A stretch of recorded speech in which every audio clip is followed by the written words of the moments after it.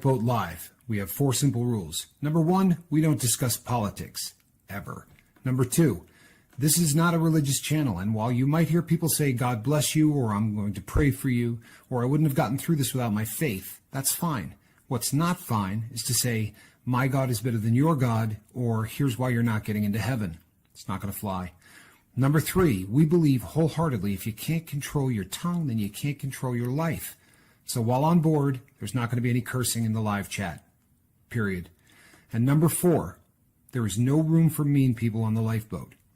Because we discuss very sensitive things from people's past in our group setting, we got to protect those people. The only way they feel confident and comfortable discussing those things is in an environment that is free of trolls and mean people. So if you're a mean person or you're a troll, we're going to block you for life. And if your account happens to be less than 24 hours old, we're probably a little suspicious right from the word go. Why? Well, because there are people in this world who enjoy being cruel solely for the sake of being cruel. It's not going to fly here. But if you're here because you're trying to get sober and live your best life, then you might find that the lifeboat is just that, a lifeboat. I'm Captain Tommy Scoville, and we will see you on deck.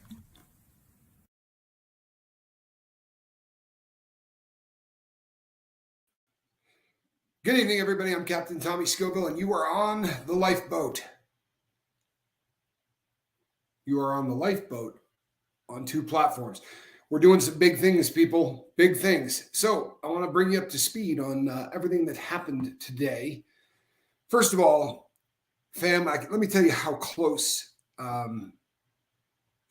we came to not getting this radio this radio interview. I will spare you all of the details, but you all know that from time to time, my patience is not up to snuff, right? Sometimes I tend to get a little frustrated a little early, and okay.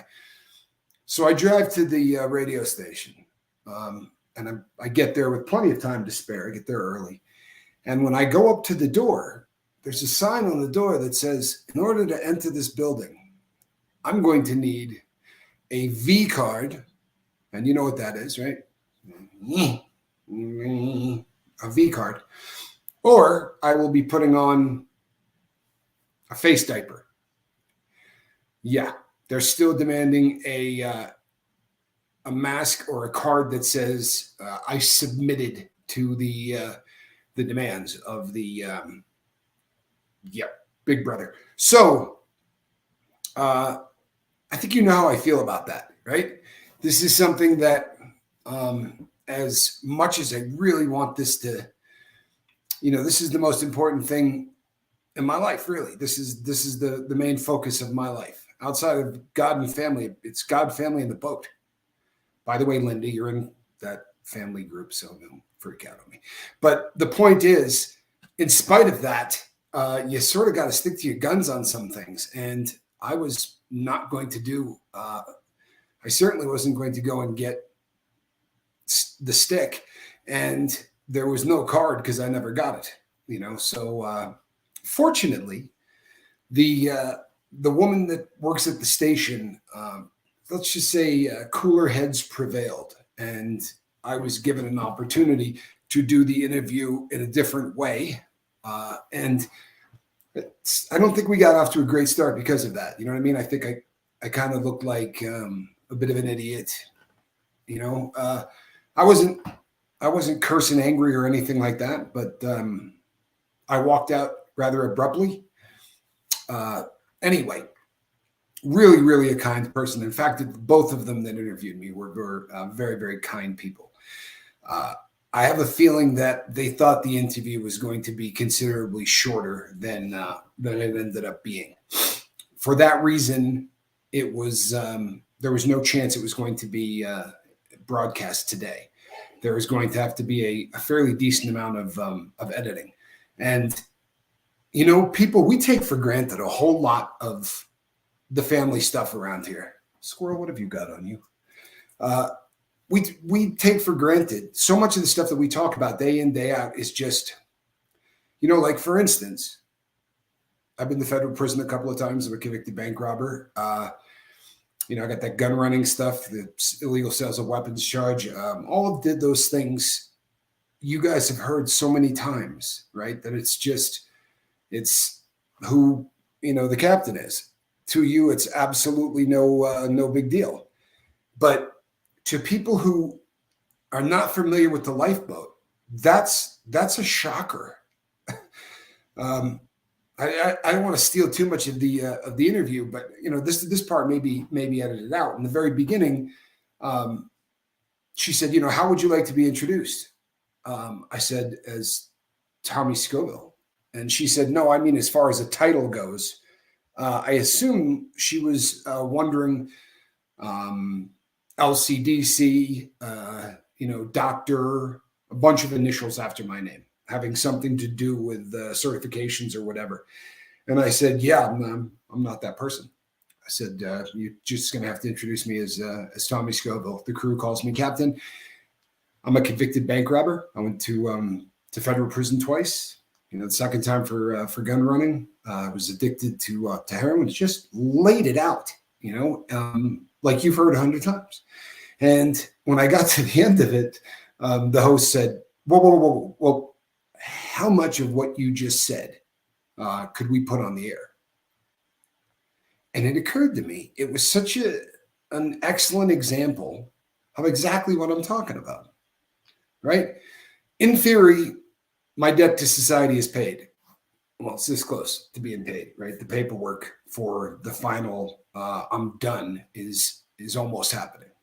But my debt to society is, for all intents and purposes, paid. But it never will be.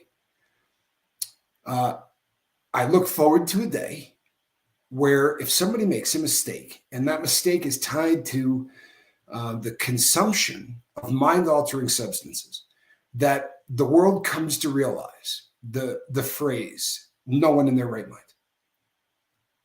That phrase, I'll pick on M. Hunt because I love M. Hunt and I know he can take it. The amount of alcohol consumption that the man did and some of the things that the man did on tour, right? This was a guy that basically was a rock star, for a period of time. He went and played with bands and did all this. That lifestyle, no one in their right mind. No one in their right mind. No one in their right mind starts drinking that early in the morning. No one in their right mind consumes that much over that much a period of time. No one in their right mind. So the one of the other hosts, the gentleman, is in recovery. I noticed he didn't come off of what he is in recovery for. And again, I think that speaks volumes. This is the only disease that comes with, a really hefty amount of stigma that goes along with it. You would never say, yeah, that's Tommy the diabetic. You know what I mean? But right before we went live, I said that I'm going to be talking about some national drug news. And M. Hunt said, in national drug news, diabetics are now going to, they're going to be prosecuting. He basically wrote up exactly what would happen to someone on drugs, but instead of using the word addict, he used the word diabetic. And it is the only disease that as soon as someone says the disease, that fast, you have a mental image. My brother's coming by. Oh yeah, how is he doing? Good. Listen, he's an alcoholic. Boom, right? Or he's in recovery right now. They got you figured out before you walk through the door. There is a mental image in their head. If I say the phrase crystal meth, there's a specific image that conjures up in my mind, and I'm preaching against this stuff. Now, the difference is I would go up and talk to that individual, and I would have no problem working with that individual. But when you hear the term, crystal meth or meth addiction, you think of somebody that's lost their grill. You think of someone that, sucked up and lost, large amounts of weight. A lot of times, which is water. Truthfully, they lose a ton of water weight. I watched guys come into county jail that were 180 pounds. And over the first 4 days that they were in there just drinking and rehydrating. They would put on 15 pounds. It was absolutely bizarre. But, that kind of addiction sucks all of the water out of you. So you get that image, so kind of like Schmeagol, right? My precious. That's kind of the image. And if I say, crack addict, someone who's addicted to crack, you get the visual image of somebody that hit that pipe for so long, refused to stop hitting that pipe to the point where they had a burn from the glass on their lips. We really have a disease that has a very heavy stigma attached to it. And I think when I started my conversation with these two today, the homeless situation, sadly, when someone says harm reduction, everybody in the world thinks about feces on the street, syringes laying all over the sidewalk, right? Homeless encampments underneath all of the bridges. That's what they think harm reduction is. They think that all of those things are caused by harm reduction, which is just absolutely wrong. And a very funny thing happened. After really sort of pitching the concept of trying a lot harder to take care of addicted individuals, treat them like human beings. I made a point of saying, boy, we throw the numbers around so, almost carelessly. 350 people. We're going to lose 350 people today, right? Somewhere between 350 to 500.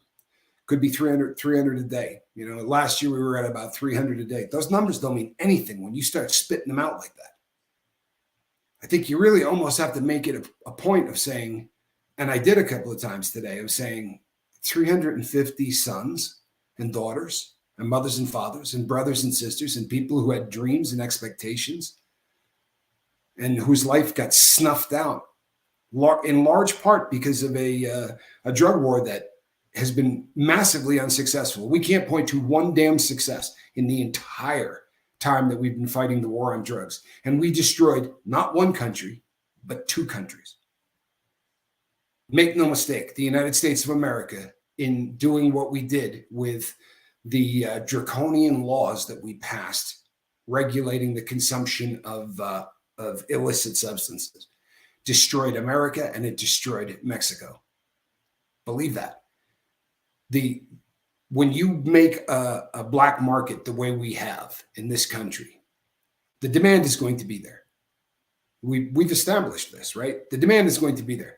There's a certain percentage of the population that is going to want to use something to alter their consciousness. It's always been that way, and it's always going to be that way, right? Sadly, that is a reality. Whether you like that as a concept or whether you don't like that as a concept is something that shouldn't really necessarily come into play. Regardless, that kind of demand for a product drives the price through the roof. And the people on the southern side of that border started out originally just running cannabis, tons of it, tons and tons and tons of it. And in the early days, there was really not much of a border there at all. Guys just drove truckloads across. It was a very, very easy thing to do. But as different drugs started to become popular, the demand in the US created the cartels. Believe that.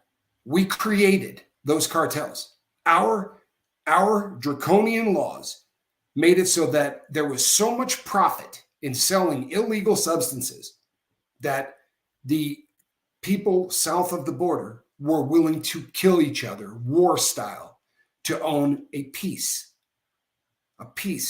of that trade, right? You take the cartels that are south of the border, and for all intents and purposes, right? They're franchised. you got the Sinaloa, right, cartel. You've got these different factions from all over Mexico that take the entire pie and divide it up among the number of cartels. You don't think we created that? Then you didn't take economics 101. If the supply and demand thing is too much to wrap your brain around, I apologize. But if those laws had not been in place, you think there would be cartels? No, because weed wouldn't have been as valuable as it was. Cocaine wouldn't be as valuable as it is. Anything that you make illegal, you make valuable, because people have to take big time risks. And if you're going to take a risk doing anything, you're going to demand big time compensation for that.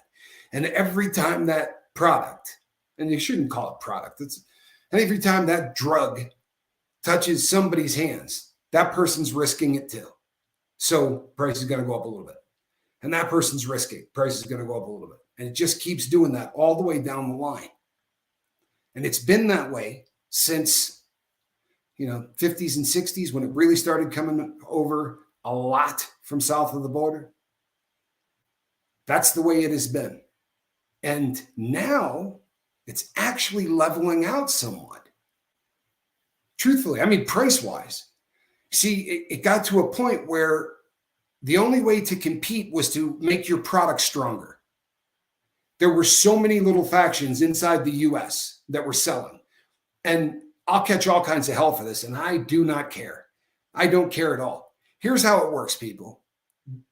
People coming across that border illegally are coming for an opportunity. Make no mistake, they're coming here for a better life. I believe that. 100 out of 100 of them are coming here for a better life. Sadly, a lot of those people coming across the border intend to make their better life by becoming part of the drug trade. And there's a book that you have got to read. You want to do a deep dive and really see what is going on? Read a book called Wonderland. It is absolutely phenomenal. It really is. This guy researched exactly what happened. When I was buying my substance of choice, I would make a phone call and they would send a dispatch out, right? There were 2 or 3 different cars. It was like Pizza Hut, only a hell of a lot faster, right? They would get the product to you within 10 minutes. This was a complete paradigm shift. Now there weren't houses, right? There weren't little places where you had to go on street corners. They got smart. All they needed to do was roll into town, get a cell phone, right? And a couple of used cars. They would trade out those cars every couple of months so that there wasn't, you didn't see the same car pulling into the same apartment complex over and over and over again.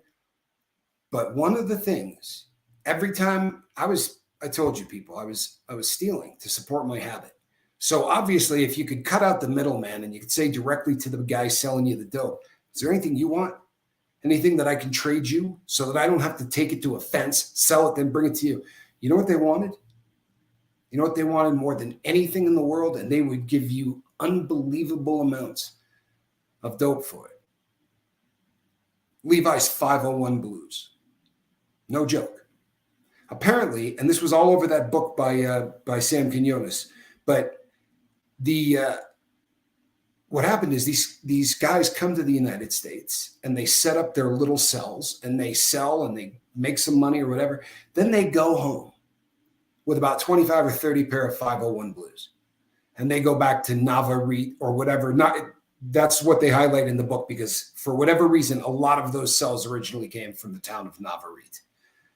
Thank you, Joe. Really appreciate you. So when those people saw these guys come back and go, man, you got a pair of Levi's? And these guys went, yeah, brought you guys a couple too. I didn't worry about it. Here, take some. Every house in Navarrete is one floor. It's one story, right? They're all one-story houses. They say when you drive through Navarrete, if you see a home with a second story on it, that's how they got it. They were one of the kids that are in the cells. They don't stick around. They come, they work for about 3 or 4 years, and they're done. They make enough money where they never have to worry about it ever again.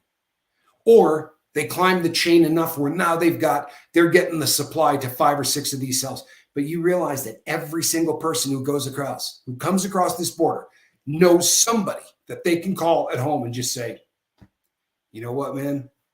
Those things are going for this much money. These things are going for this much money. You can call me a racist. You call me whatever you want. I don't have anything against the people. I don't have anything against the people. I'm not even mad at them for wanting to make money in this trade.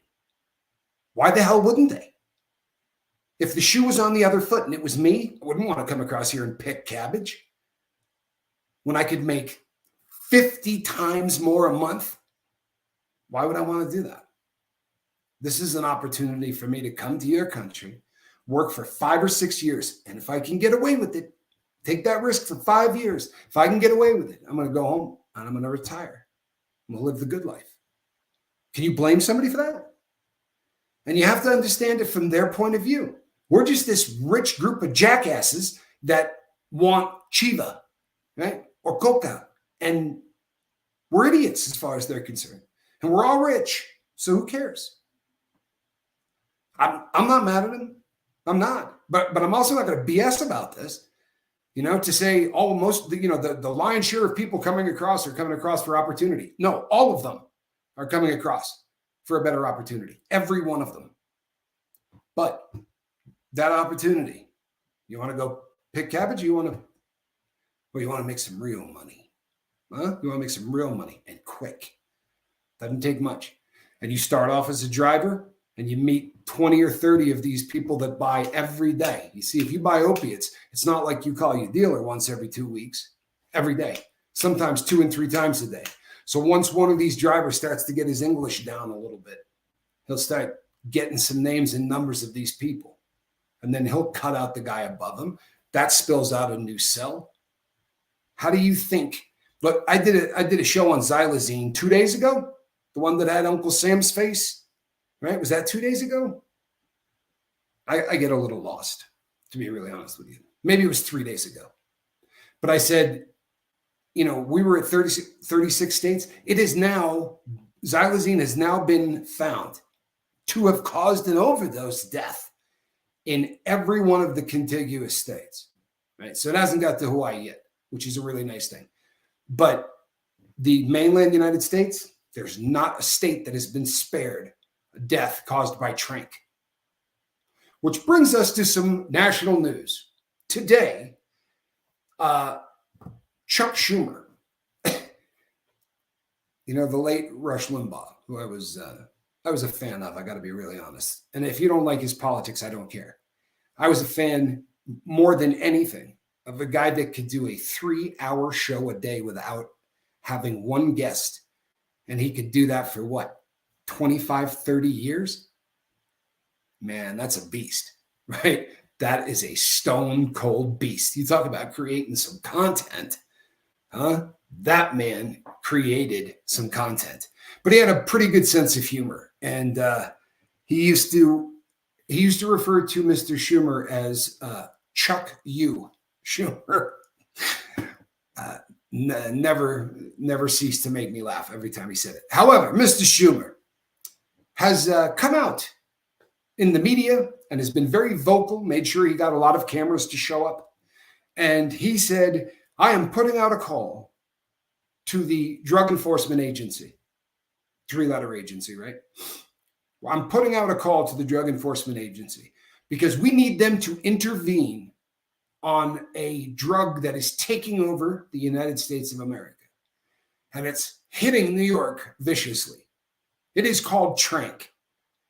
He proceeded to tell us what xylazine was and that this stuff is a scourge. It was never meant to be given to human beings. It was intended, everything you've already heard long time ago, right? Here's the thing. He's asking the DEA, who didn't stop the fentanyl from getting into the United States, right? He's asking them to try to get rid of tranq. And the stuff they're mixing with tranq, Congress knew about. There were people in 2006 that were trying to get that stuff scheduled. 1, 2, or 3 scheduled drug. I don't know who got their palms greased. I don't know what happened, but somewhere along the way, they stopped giving a crap. They just stopped caring. It looked like it was going to get pushed through. It looked like they were going to, but they didn't. So how ironic is it that a guy that didn't pass a law against one chemical substance is asking a guy that couldn't stop the other chemical substance from getting in here so that they could mix the two of them together? And he's standing out there like he's some kind of soldier in the war on drugs. Just another jackass. Just another jackass. But all 48 states, people, all 48 states. And do you realize that within the drug community, there are people out there. I watch videos of, I wouldn't call them competitors, but of content creators who glorify the drug lifestyle. And you know where I stand on this, right? I'm not anti-drug. I'm anti-addiction. However, I'm never going to come on here and extol the virtues of cocaine, right? Or come on here and tell you why MDMA is just more fun than every other drug or any of that, right? But that's what these people do. And they're telling the world, and I'm not talking about one channel. I saw multiple channels that were doing videos and saying that stuff about the scaly skin and the big open sores and all that's propaganda. That's not really happening. That's just something that they're saying because they're wanting to keep drugs illegal and they're wanting to, scare people away. Man, what? I got a vested interest in talking about the huge sores that stuff, creates. What do they think that they went to Kensington and shot during a movie set? Holy hell! I mean, just you realize that you would have had to find every single person in the state that had an open wound to fake that.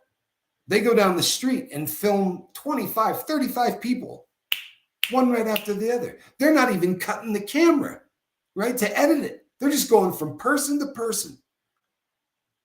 What a shocker. Why would xylazine be so dangerous to put into your skin? Oh, I don't know. Maybe because horses don't have subcutaneous layers like we do. That spongy layer right underneath your skin, right? That addicts skin pop into once their veins don't work anymore, right? They just put the needle directly into the skin and they just let it go, right? Or they stick it as deep in as they can and they let it go. They call it muscling. Either way, you're taking all of those impurities and you're putting them into your body to sit there. This was not designed to ever go into a human being. And I assure you, equine drugs should not be used on human beings. I'm not going to lie to anybody here. There was a time in my life where I dabbled in buying some testosterone. Not because I wanted to look like Schwarzenegger, but because I would heal a lot quicker from injuries. Truly, like if you hurt yourself skiing or whatever, and you were using steroids, the concept of why steroids build muscle quickly is because they'll take one steroid that makes it so that the muscles tear very easily. And then they take another steroid, right? They stack the two that makes it heal itself very, very quickly. And you can get in a couple of months what would normally take somebody a couple of years, right? Okay. But I remember buying a cycle of two substances, and the testosterone was equine, right? This was horse test. This was testosterone intended to be given to horses. And I said to the guy that sold it to me, I don't think this is a good idea. Like, I don't have any desire to use this, man. Get me the stuff that I got the last time. And I'm not lying to you people. First of all, he said, this is all I can get. You're going to be waiting a couple of months. There was a difference between those two substances. There was a vicious difference between those two substances. Within a matter of days, I had acne that looked like I was 15 again. It was viciously different. Vicious, so much so that I didn't finish the cycle, which at the time was a decent amount of money, but it ended up in a dumpster. But xylazine, man, we've known about this since 2006. And longer than that, if you want to consider the fact that the birthplace of people getting high on xylazine is Puerto Rico. True story. They call it caballero, right? The buzz of the horses, or the buzz of something. It's caballero, though, basically is what they're calling it. And they've been using it for a really long time. Oddly, didn't have the problems that we're having here in the States with it. Maybe it's because they weren't cutting it with a million other things, or maybe it was because they did really, really small amounts, or maybe they take it orally. I don't know. but it never really blew up into any kind of an epidemic on the island. But how many times have I said, drugs will find the exit, right? You're not going to contain them with an island. I promise you that right now, somewhere in this 48 states, there is a group of people, maybe 2 groups of people, maybe 10 groups of people who are thinking, you got any idea how much money I'm going to make if I've been the first person to get this stuff to Hawaii? You got any idea the amount of money I'm going to make? There's another cat thinking, Alaska? Man, if I can get up there and bring this stuff to Alaska, I can own it. I can own that entire. This is how these things spread like cancer.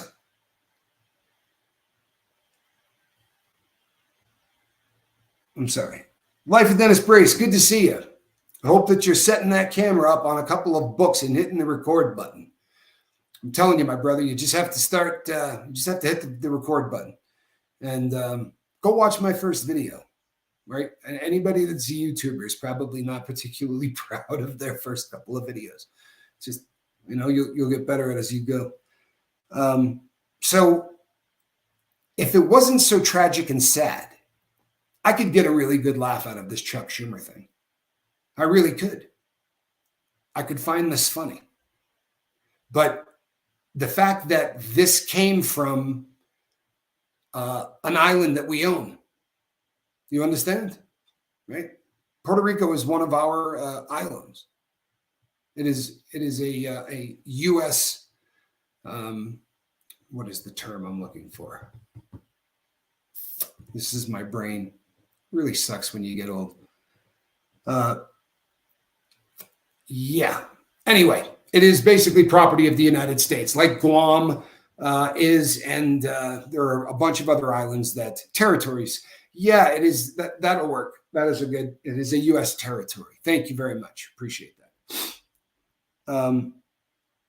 Still not drinking since January 1st. Wharton, people, how cool is that?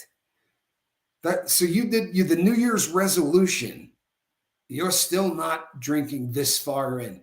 That makes you're one of about 11 people on the planet whose New Year's resolution has not been broken yet. Wharton, my friend, my hat is off to you. That is absolutely impressive. So obviously the Drug Enforcement Agency enforces drug laws in our territories, not just in these states. So for Chuck Schumer to say, I want these people to come in and do some testing of this particular substance so that we can learn more about it. You found it in 2006 in the USA, mainland. Guaranteed the DEA knew about it for a hell of a long time before that in Puerto Rico. You understand that they just don't care. As far as they're concerned, this cult, there's no other way to put it, this cult that believes that we need less people on the planet, right? That all of the garbage that goes along with it. Harm reduction is something that I feel really strongly about. I do. And I went on this show to sort of take up for it because it was getting smacked around pretty good. And the woman, who was very intelligent and very articulate, said, I'm going to go to the website of I don't know whether it was the national or the state, but it was the harm reduction organization, like the organization for harm reduction or whatever. And she said they have 10 tenants. 1, 2, 3, 4. She got to number 7. I cannot read this thing, but I will break it down for you. What it basically said is that when we're doing this harm reduction, we're going to keep in mind the fact that up until this point, this is far more dangerous for people of color. It is far more dangerous for people whose sexual preference is not hetero. It is far more dangerous for the LGBTQ community or people whose pronouns are. What the hell are you talking about? The reason that the harm reduction model in California fell flat on its face is because they want to do this woke social justice warrior garbage. If there's one thing we know about drugs, they attack everybody. They attack everybody. Now, were inner cities hit harder? Yeah. 25, 30 years ago, that was absolutely the case. Now I don't give a damn where you are. I don't give a damn where you are. I don't give a damn what color you are. It's everywhere. But everything has to be tainted with this social warrior crap. What in the name of God does it have to do with handing out Narcan to make sure I call you by your correct pronoun? Because if not, it may cause you to go overdose or what? What the hell are they talking about? But the really funny punchline of this, if you can find one, is that if you argue for harm reduction and you spend 45 minutes to an hour defending drug addicts, talking about how they're human beings, people tend to believe you're a leftist, right? People tend to believe you're a lefty.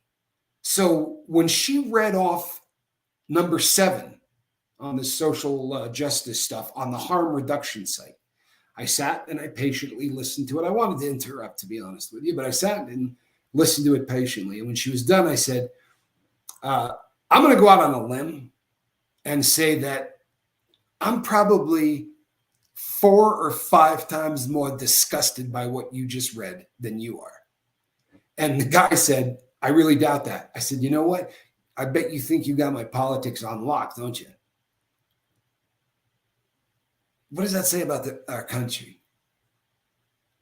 We have convinced our country that if somebody cares about addiction, if they care about addicts, they got to be a Democrat. No way. Republicans don't care about any of these people. Do you believe that?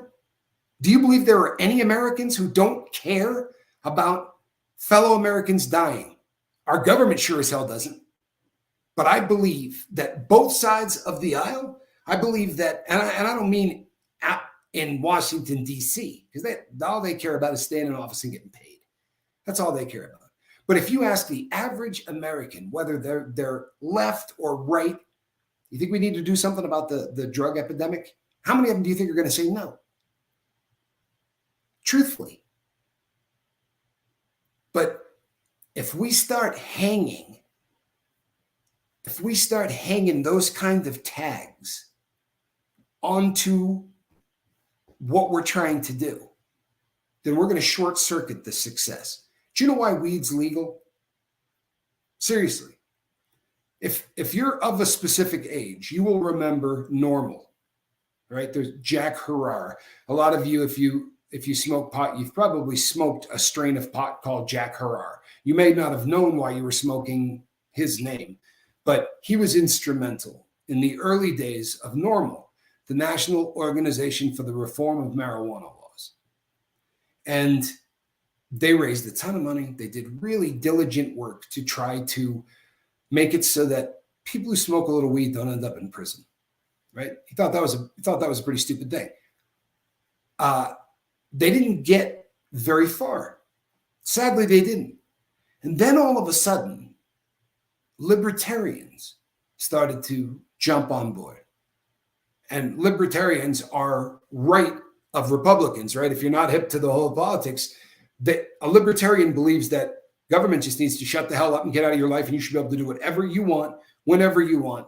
Leave us the hell alone. That's basically the libertarian platform. But libertarians started jumping on board saying, I don't think you should be able to tell anybody what they do in their house. Somebody wants to smoke stuff in their house. Who are you to tell somebody they can't put something into their body? All of a sudden, you had people from every facet of life coming together and saying, something's got to be done. Something has to be done. It was a coalition. Truthfully, it was a coalition. The Cato Institute came on board. You had, George, I can't say that man's name, but a guy who donates to every single left-wing cause and may be the evilest man alive. How about if I call him Senator Palpatine? If you don't know who I'm talking about now, he did an awful lot with it. The Rockefeller Foundation, money came from everywhere, right, left, center. if we have any hope of making any changes, then you can't hang the tag on anybody that thinks harm reduction is a good thing. Well, obviously he's a leftist, and all of that identity needs to be the last friggin' thing we talk about. It needs to be the last thing we talk about, right? You don't come in and say, "Hi, I'm Tommy Scoville. I am a cisgendered white male. I'm hetero. I'm, who cares? I'm Tommy. I'm a drug addict. My substance of choice was opiates, although I abused just about everything." If this crap gets into this movement will die. Make no mistake. Because I'll be really honest with you. I'm ready to dedicate as much time as I got left to trying to make something happen about this. But that social justice woke garbage makes me want to vomit, to the point where I'd have a really difficult time putting up with that if that took over this movement. Sounds like a coffee at Starbucks. he's referring to the white cisgendered. Oh, that's really funny, Johnny. That is really, really funny. Wow. It looks like a lot of people are agreeing, which is a really good thing. And you know what? They're going to bury this video. But not on our second platform. If you were not aware, people, we are on 2 platforms today. This is in simulcast. Giggity. Yep. So if ever this gets to one of those situations where they decide that, you wake up one day and the boat's not here, you know where to go. They do that. They've done it to people on the boat. If they don't like what you're saying, free speech. And here's the thing, free speech. Do they have a right to do anything to you? You know what? It's got nothing to do with drugs, so I'm not going to take much of a stance on it. But I'll tell you this. I kick people off the boat for saying the wrong thing. Right? It's not the public square. This is my house, right? Your house. This is where we come together to do what we want to do. And I'll be damned if the rules get broken, we kick people off. For saying the wrong thing. Happens all the time. However, I kind of think that when you get as big as they are, you're the public square. The argument is you can say anything you want outside. Go to the public square and say whatever you want. You just can't walk into my living room and start, using hate speech or whatever. However, this is anyway, you know where to go. If you ever wake up and the lifeboat is not here, trust and believe it will still be on the big R, the big green button. Yeah. You guys familiar? So you'll know if I say the green button, you'll know who I'm talking about, because obviously you know who the red button is. Are we keeping up? Green button, red button? Okay. So the back to the Chuck issue. You have to ask yourself, every time one of these politicians pops up and comes forward and asks all of the press to show up, and they do a press conference to make a blanketed statement about a particular substance, you got to ask yourself why they're doing it. Sadly, you really do. If you think he's doing this just because he really wants to get Trank off of the street, no. Trust me, that's not it. The people in that city don't do anything unless somebody greases their palms. True story. Nothing happens without huge money from lobbyists. And how many bills do you think are actually written by people who we vote for? When you show up with $30 million to spread around 7 or 8 different congressional seats, or $100 million, you're bringing the damn bill with you. Believe that. They're not trusting you to write the bill for that kind of money. No. They walk in and say, we set up a political action committee for you, monk. We set up a political action committee because we can't donate more than $2,000 to your campaign. That would be illegal. That's the most anybody can make as a personal donation, right? So we set up a political action committee. We call it the People to Elect Monk. And currently, there's $75 million in that. And here is the bill that we would like you to push through, and pick your deal. The most vicious of all of them are big pharma, awful. The people that would like to mess with the other three drugs that we were talking about, salt, fat, and sugar, yeah, vicious lobbyists. They'd like to be able to put whatever they want on a can, and they will go pay whatever is necessary. The cigarette lobbyists used to be notoriously the biggest money spent. We just need a couple of more years. Don't you let them pass a law where people can sue us. I mean, bad. But I'd like to know why Chuck Schumer is popping up and talking about xylazine. I guarantee you that something about this bill doesn't smell right. This epidemic has been going on a long damn time. Fent can kill you on its own without a problem. It can kill you without a problem. Right? It's 50 times stronger than smack. There is no issue whatsoever with Fent taking you off the planet. And it's been doing it for a long, long time.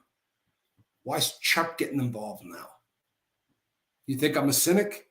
I think I'm a realist. Honestly, I think I'm a realist. I don't trust that guy as far as I can throw him. I don't trust anybody up there, to be really honest with you. Career politicians all got to go. All got to go. Don't elect anybody that has ever been elected before. Worked out really well the first time, right? I mean, the first people we elected, they weren't politicians. They were blacksmiths and lawyers and dentists and school teachers and a whole lot of farmers.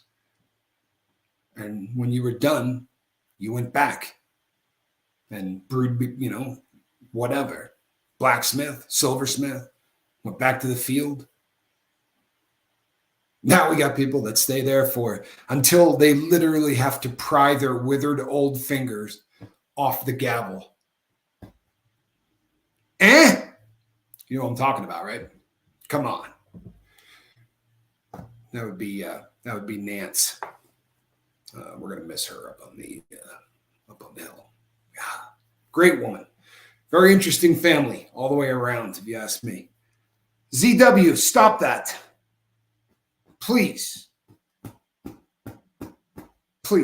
And I say that out of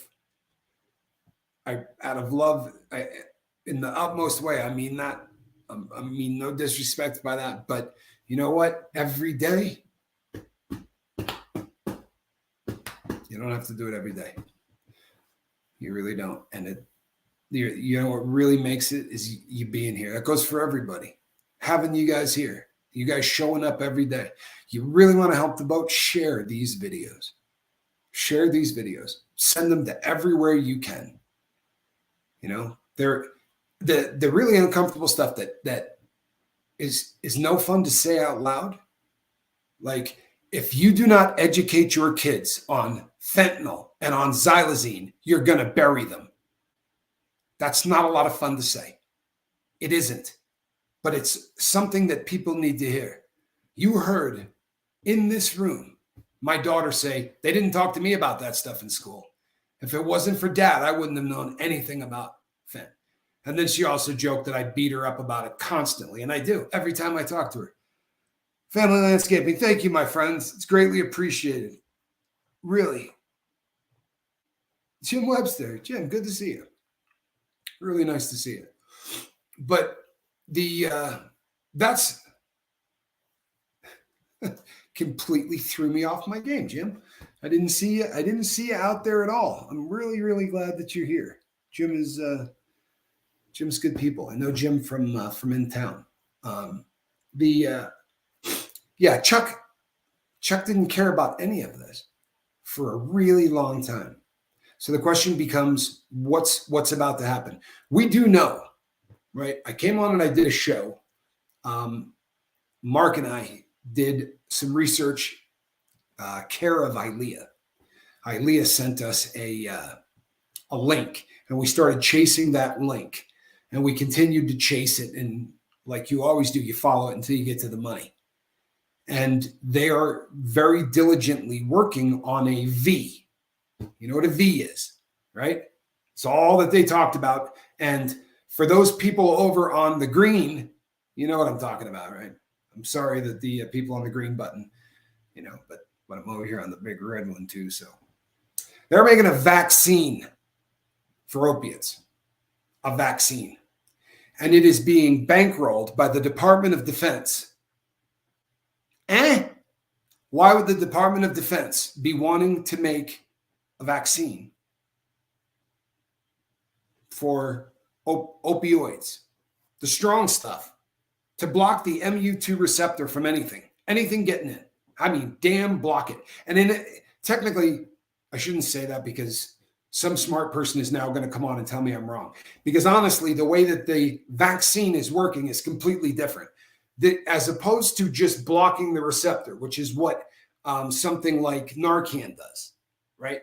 What this stuff does is it instantly binds itself to the actual substance, to the opioid.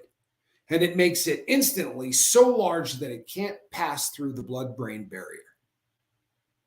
So it has a completely different way of doing what it's doing. But I don't know. It seems like really odd timing.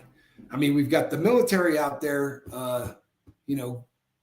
trying to come up with paying for studies, to come up with a vaccine for fentanyl and for opiates. Brandon Taylor, thank you, my friend. I appreciate you. Good to see you. Really good to see you.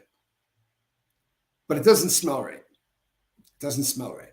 Seems really out of the blue that all of a sudden woke up this morning and thought, it's high time that we did something about this trank stuff.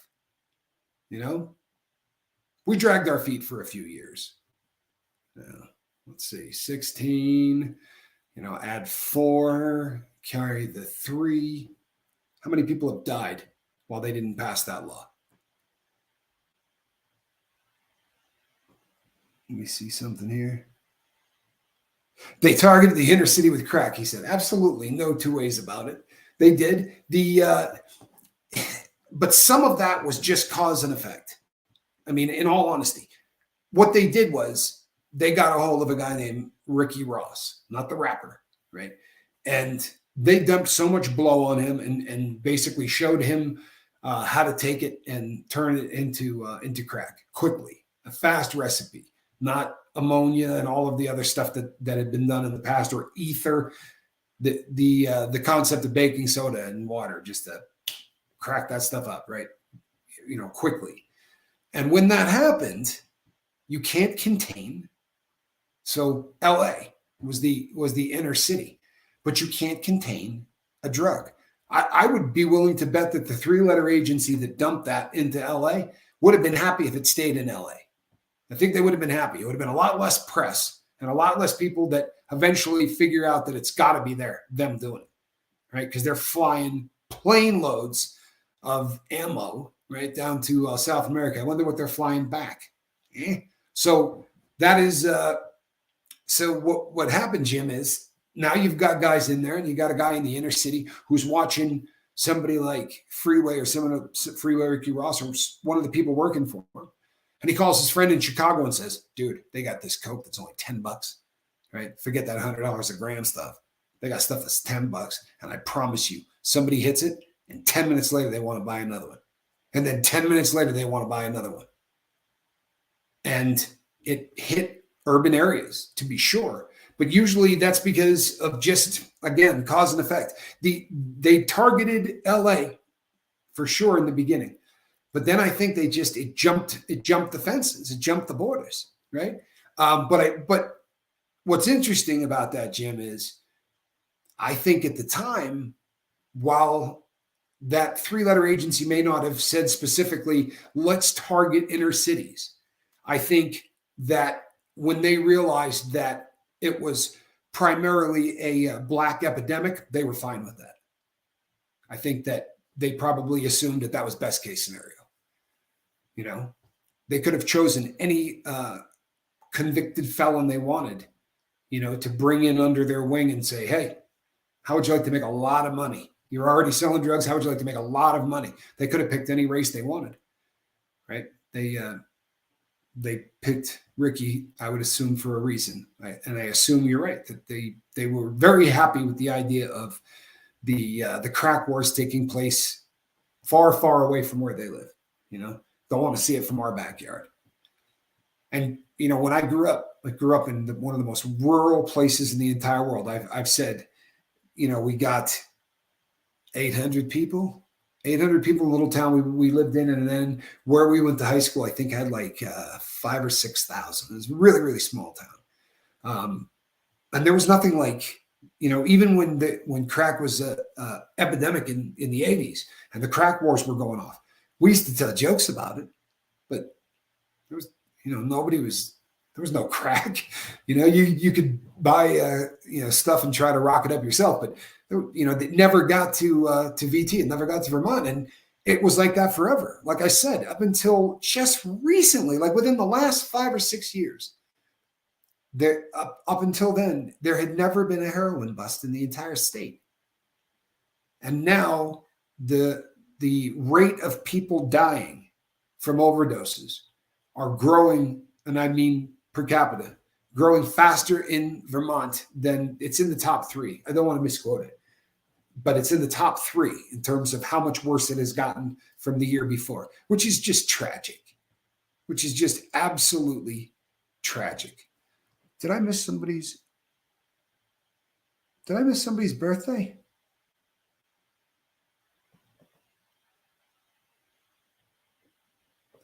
I am terribly sorry. I truthfully am. Whoever's birthday it is, you say it's your birthday. Happy birthday. Happy birthday to you. Where is M. Hunt when I need him? Little bass line? All right, sorry, people. But you know what? If you're watching this for the first time and it looks like I am no longer paying any attention, or talking is because I'm reading the comments. When I get on a roll, I don't do that. The early morning show, I interact with the audience considerably more than I do at night, because the early morning show is far more like a rehabilitation meeting than it is Tommy on a soapbox. The night one tends to be Tommy on the soapbox. M. Hunt went to sleep. That's okay. That's okay. I'm not mad at him. Absolutely love M. Hunt. Good people, really good people. And so you know what time it is, people. If you are watching this on the green button, there's a really good chance that you don't know what's coming. But those of you on the big red button know exactly what's coming, because it is that time of the show where I say goodbye, tell you that I will see you all in about 11 hours for the morning meeting. And then I deliver a cat in a basket. Check. Hold on one second. Check. I'm sorry, people. Check out at the Lifeboat Dog. Yeah, we'll do that. We'll do that. All righty, peeps. As promised, always on the Lifeboat, we do deliver. This is a cat in a basket. Say goodnight, squirrel. That was a good pose. Much better than her average. That was Squirrel's Rumble debut. Good night, everybody. We love you. Well done, Squirrel.